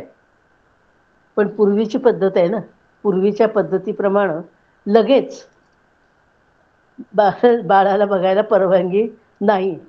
त्यामुळं वशिष्ठ मुनींना घेऊन राजा कौसल्याच्या महाली आलेला आहे. मंत्रांच्या उच्चारामध्ये, मंत्रघोषामध्ये, पवित्र अशा जयघोषामध्ये रामाचं मुख दशरथाने पाहिलेलं आहे. मधुपर्क विधी झालाय. राजा रामाच्या पाळण्यापाशी उभा आहे आणि राजाला अतिशय आनंद झालेला आहे. आणि राजा वशिष्ठ मुनींना काय म्हणतोय की बाळ माझ्याकडे पाहून हसला. मी त्याचा पिता आहे हे त्यानं ओळखलं. मुने, मला बाळाने ओळखलं, मी त्याचा पिता आहे हे त्यानं ओळखलं. वशिष्ठ मुनी मनातल्या मनात हसतात आणि ते मनातल्या मनातच म्हणतायत की अरे, तो जगताचा पिता आहे, तू त्याला ओळखलं नाहीस, स्वतःला त्याचा पिता म्हणवतोस आणि तुझं हे जे अज्ञान आहे ना, त्या अज्ञानाला तो हसलेला आहे. हे सगळं वशिष्ठ मुनी मनातल्या मनात म्हणतात. सगळीकडे आनंदी आनंद झालेला आहे. पण एक जण मात्र रुष्ट आहे बरं का. कोण रुष्ट आहे, कोण रुसलेला आहे, तर चंद्र रुसलेला आहे. माध्यान्ही जन्म झाल्यामुळं सूर्याला पहिल्यांदा दर्शन श्रीरामांचं झालेलं आहे. प्रभू रामचंद्रांचं दर्शन सूर्याला झालेलं आहे आणि सूर्य त्या आनंदामध्ये पुढे सरकायलाच तयार नाहीये. तो रामांचं मुख बघत राहिलेलं आहे. हे कवी वर्णन करतात बरं का सगळं. सूर्य पुढे सरकच ना, आणि त्यामुळं रामाचं दर्शन चंद्र घेऊ शकत नाहीये. चंद्र रामाला बघू शकत नाहीये. राम समजूत घालतायत, चंद्र रुसलाय, रुष्ट झालाय आणि म्हणून राम त्याची समजूत घालतायत की अरे, तुझं नाव मी माझ्या नावाशी जोडेन. आणि म्हणून प्रभू रामांनी रामचंद्र हे नाव धारण केलेलं आहे. चंद्राची ती समजूत घालतायत चंद्राची की मी तुझं नाव धारण करीन, रामचंद्र असं नाव मी धारण करीन. तरी सुद्धा चंद्र रुष्ट आहे. मग पुन्हा ते सांगतात की पुढच्या अवतारामध्ये मी तुला पहिल्यांदा दर्शन देईन. पुढचा जो अवतार आहे तो श्रीकृष्णांचा अवतार आहे आणि या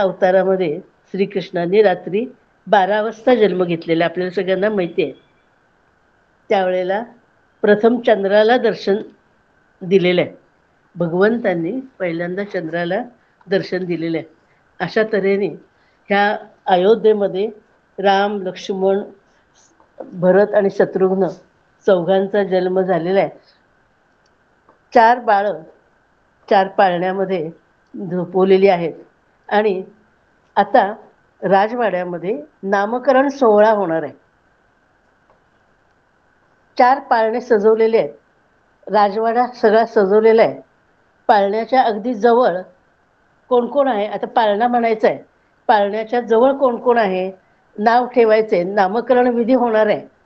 तर नामकरण विधीसाठी पाळण्याच्या जवळ कोण कोण आहे, तर बघा आपल्याला नेहमीच माहिती आहे की आत्या, मावशा या जवळ असतात. पण श्रीधर कवीने जे वर्णन केले की नाही, ते श्रीधर कवीने जे वर्णन केले त्यामध्ये ते काय म्हणतात, पाळण्याजवळ कोण कोण आहे, दया, क्षमा, श्रद्धा, निष्ठा, तुर्या, उन्मनी यांनी पाळण्याभोवती गर्दी केली. बघा श्रीधर कवीने जे रूपक सांगितले ते रूपक नीट समजून घ्यायचंय. त्यांनी काय म्हटले की ज्यांच्या स्वभावामध्ये क्षमावृत्ती आहे, दयाभाव आहे, प्रतिष्ठा आहे, निष्ठा आहे, त्यांनाच रामाच्या पाळण्याजवळ म्हणजे परमेश्वराच्या जवळ जागा आहे. रूपक समजून घेतलं ना तर त्या रूपकामधला जो अर्थ आहे तो आपल्याला समजेल आणि त्यातला आनंदही आपल्याला मिळेल की परमेश्वराच्या जवळ कोण जाऊ शकतं, तर परमेश्वराच्या जवळ ज्यांच्या ठिकाणी क्षमावृत्ती आहे, ज्यांच्या ठिकाणी दयाभाव आहे, ज्यांच्या ठिकाणी निष्ठा आहे, त्यांनाच रामाच्या जवळ म्हणजेच रामाच्या परमेश्वराच्या जवळ जागा आहे, असं रूपकाच्या माध्यमातून सांगितलेलं आहे. आणखीन काय म्हटलंय तर राम परेच्याही पलीकडे आहे.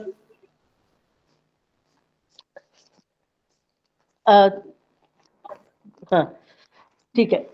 आणखीन काय म्हटलंय रूपकामध्ये की 4 वाणी 4 कोपऱ्यामध्ये उभ्या आहेत. जरा आवाज हे करू. 4 वाणी 4 कोपऱ्यामध्ये उभ्या आहेत.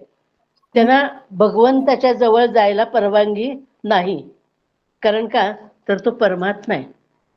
परेहुनी परते घर तेथे राहू निरंतर, असं वर्णन नामदेवांनीच केलेलं आहे. परेच्याही पलीकडे तो परमात्मा आहे.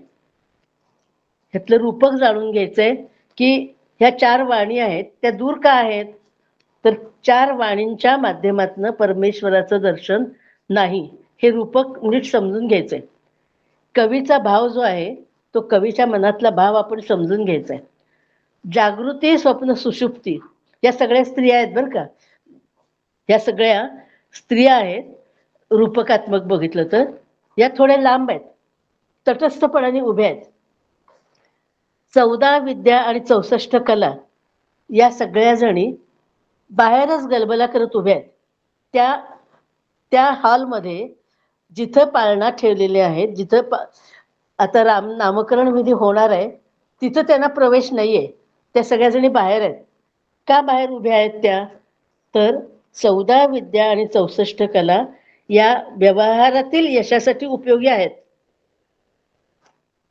पण त्यामुळे परमेश्वराच्या जवळ त्यांना जाता येणार नाही. त्यासाठी काय पाहिजे, अध्यात्मविद्याच पाहिजे. परमेश्वराच्या जवळ जाण्यासाठी अध्यात्मविद्या पाहिजे. म्हणून हे वर्णन असं श्रीधर कवीने असं केलेलं आहे की 14 विद्या आणि 64 कला या सगळ्या जणी बाहेरच गलबला करत उभ्या आहेत. त्यांना रामाजवळ प्रवेश नाही, रामाच्या पाळण्याजवळ त्यांना प्रवेश नाही. बारकाईनं हे रूपक जाणून घ्यायचंय. हे गीतेचा अभ्यास करणारे आणि दासबोधाचा अभ्यास करणारे जे साधक आहेत त्या साधकांना हे रूपक सहज समजेल असं मला वाटतं, की समजणं अवघड नाहीये. सगळीकडे आनंदी आनंद आहे. 4 पाळण्यात 4 बालकं पहुडलेली आहेत. पाळण्याला झोका देत आता आमची जी रामभक्त भगिनी आहे ती पाळणा म्हणणार आहे. पाळणा सुरू करण्याच्या आधी एकदा थोडासा रामनामाचा प्रभू रामचंद्रांचा नावाचा गजर करूया आणि मग पाळण्याला सुरुवात करूया. राजाधिराज प्रभू रामचंद्र महाराज की जय. महारुद्र हनुमान की जय. सद्गुरु श्री रामदास स्वामी महाराज की जय. अयोध्याधीश प्रभु रामलल्ला की जय. भारत माता की जय. जय जय रघुवीर समर्थ. पाळणा म्हणायचं. हा. मंदाताई कानडे आज म्हणणार होत्या, तर बरं. प्रत्यक्ष नाही पण त्यांनी रेकॉर्ड करून पाठवलाय, तो सुरू करते. हा. धनुष्य करी धरिया बाण धनुष्य करी धरियाता दुष्टांचा संहार आता दुष्टांचा संहार. शांती सुखाचे राज स्थापया शांती सुखाचे राज स्थापया घेई तू अवतार रामा घेई तू अवतार. घे तू अवतार घे तू अवतार घे तू अवतार. जन्मला जन्मला जन्मला कौसल्याचे कुशी राम जन्मला कौसल्याच्या कुशी राम जन्मला. आनंदात सारे अयोध्या डोले श्रीराम तेथे जन्मासी आले. आनंदात सारे अयोध्या डोले श्रीराम तेथे जन्मासी आले. सुस्वर वाते दारी वाजती ते शरद कस्तुरी साडे शिंपिती. रांगोळ्या पताका तोरण डोले लतानी पुष्पानी मार्ग पोषविले. आनंदात सारे अयोध्या डोले श्रीराम तेथे जन्मासी आले. हत्तीवरुनी साखर वाटीती अन्नदान विप्रा दक्षिणा देती. शेले पापोट्यांचे मान करी आले धन वस्त्रे देऊनी सेवक तोषविले. आनंदात सारे अयोध्या डोले श्रीराम तेथे जन्मासी आले. दशरथ कौसल्या दोघे बैसती पुण्य वाचनाचा सोहळा करीती. विधियुक्त बाळाचे नाव ठेविले श्रीराम नामाचा जयघोष चाले. जो जो रे जो जो रघुनाथा निद्रा करी बाळा गापी गीता. जो जो रे बाळंत विडे नारी आणि ती कौसल्या मातेची ओटी भरीती. बाळासी बाळ लेणे घाती रे सुवासिनी औषधी केले. जो जो रे जो जो रघुनाथा जो जो रे जो जो रे. सोन्याचा पाळणा जडतारी दोर पाचूंचे राघू रत्नांचे मयूर. मोत्याची झालर छतलावी येले गोविंद गोपाळ श्रीरामा केले. जो जो रे जो जो रघुनाथा जो जो रे. सुंदर श्यामल गोजिरे रूप साखी तसे मुठ दावी कौतुक. ब्रह्मानंद पाळण्यात झोपले काणे गाता मन मोहित झाले. जो जो रे जो जो रघुनाथा निद्रा करी बाळा गाते गीता. जो जो रे जो जो रे जो जो जो रे जो.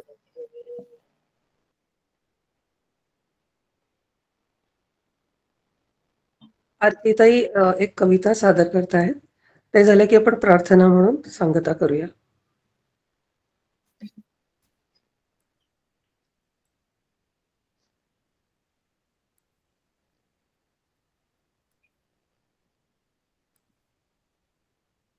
हॅलो.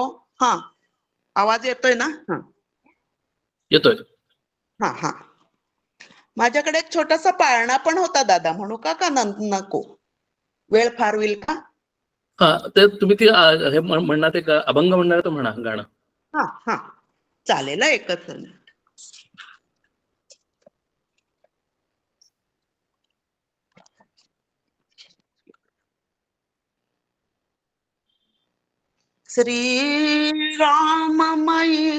श्रीराममय झाले, तुझी शरणागत झाले, तुझी मी शरणागत झाले. मरणाचे नाही भय, मज रामाचे अभय. मरणाचे नाही भय, मज रामाचे अभय. राम भक्तीचा निश्चय, राम भक्तीचा निश्चय. फळा आला निसंशय, मी राममय झाले. काम क्रोधा विकार, अहं भाव अहंकार. काम क्रोधा विकार, अहं भाव अहंकार. त्यजुनी झाले निर्भर, त्यजुनी झाले निर्भर. आता रामावरी भार, आता रामावरी भार. मी राममयी झाले. दग्ध झाले मोह बीज, माया सोडिली सहज. दग्ध झाले मोह बीज, माया सोडिली सहज. नाही अभिमान माझ, भक्तीचा चढला साज. नाही अभिमान माझ, भक्तीचा चढला साज. मी राममय झाले. मी माझी नाही उरले, तुझ समर्पित झाले. मी माझी नाही उरले, तुझ समर्पित झाले. तुझ्या पायी जेव्हाले, तुझीच होऊन गेले. तुझ्या पायी जेव्हाले, तुझीच होऊन गेले. मी राममय झाले. मी राममय झाले. जय श्रीराम. अजून कोणाला काही अभंग किंवा रामाबद्दल गाणं म्हणायचं असेल तर आपण 1-2 मिनिटं थांबूया, नाहीतर मग मी प्रार्थना घेतो कल्याणकारी.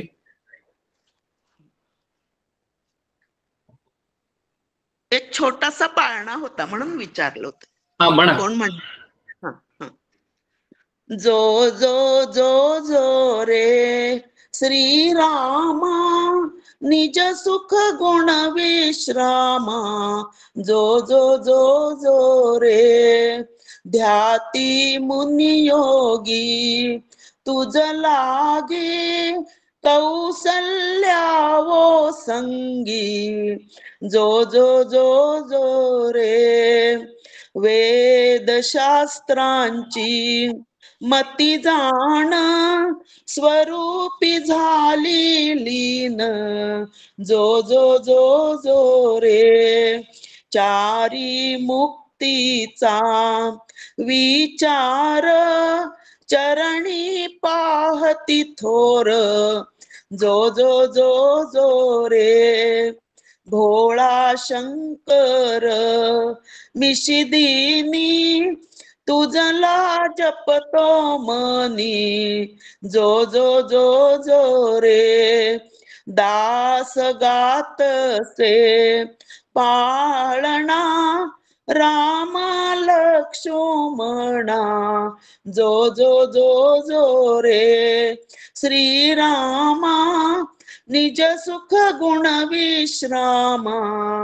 जो जो जो जो रे. जय श्रीराम. छान.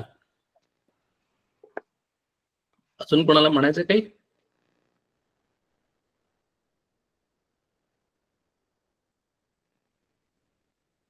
ठीक आहे, मी प्रार्थना म्हणतो. कल्याण करी राम राया राम राया, कल्याण करी राम राया. जनहित विवरी जनहित विवरी जनहित विवरी, कल्याण करी राम राया राम राया, कल्याण करी राम राया. तळमळ तळमळ होतची आहे होतची आहे, हे जन हाती धरी दयाळा, कल्याण करी राम राया राम राया, कल्याण करी राम राया. अपराधी जन चुकतची गेले चुकतची गेले, तुझा तूची सावरी दयाळा, तुझा तूची सावरी दयाळा, कल्याण करी राम राया राम राया, कल्याण करी राम राया.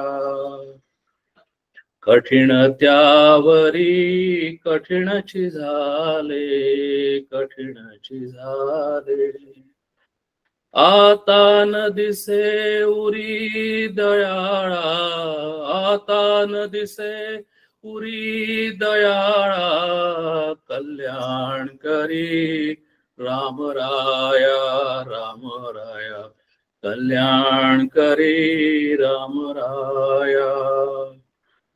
ओठे जावे काय करावे काय करावे, आरंभिली बोहली दयाळा, आरंभिली बोहली दयाळा, कल्याण करी राम राया राम राया, कल्याण करी राम राया. दास म्हणे आम्ही केले पावलो केले पावलो, दास म्हणे आम्ही केले पावलो केले पावलो. दयेसी नाही सरी दयाळा, दयेसी नाही सरी दयाळा, कल्याण करी राम राया राम राया, कल्याण करी राम राया, कल्याण करी राम राया राम राया, कल्याण करी राम राया. जय जय रघुवीर समर्थ.